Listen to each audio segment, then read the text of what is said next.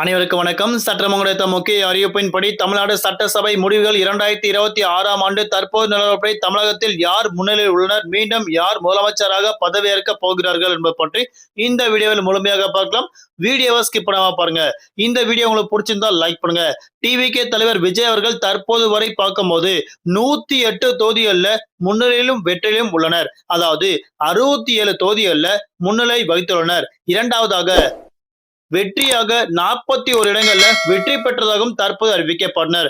Mega வெற்றியாகவும் தற்போது அவர்கள் அறிவிக்கப்பட்டனர். இரண்டாவதாக டிஎம்கே அதாவது திமுக தலைவர் முன்னாள் முதலமைச்சர் மு.க.ஸ்டாலின் அவர்கள் 49 தொகுதிகள்ல முன்னிலை வகித்துள்ளனர். 19 தொகுதிகளில் மட்டும் வெற்றி பெற்றதாக அறிவிக்கப்பட்டனர். மொத்தமாக சேர்த்து 68 இடங்கள் அவர்கள் கைவசம் உள்ளது. மூன்றாவதாக அதிமுக கட்சியின் தலைவர் எடப்பாடி பழனிசாமி அவர்கள் 39 தொகுதிகளில் முன்னிலை வகித்துள்ளனர். அடுத்தபடியாக 14 இடங்கள்ல அதாவது 11 இடங்கள்ல அவர்கள் வெற்றி பெற்றதாகவும் அறிவிக்கப்பட்டனர். மொத்தமாக சேர்த்து அவர்களுக்கு கூட்டணியுடன் சேர்த்து 52 இடங்கள் கைவசம் உள்ளதாக அறிவிக்கப்பட்டனர். அது மட்டுமல்லாமல் தற்போது நிலவரப்படி பார்க்கும்போது முதலமைச்சர் பதவியை உட்கார போக நபர்கள் யார் அப்படின்னா நம்மளோட கட்சியின் தலைவர் அதாவது தமிழக வெற்றி கழகத்தின் தலைவர் விஜய் அவர்கள் மீண்டும் ஆட்சி பிடிப்பது உறுதியாக உள்ளதாக தற்போது அறிவிக்கப்பட்டனர்.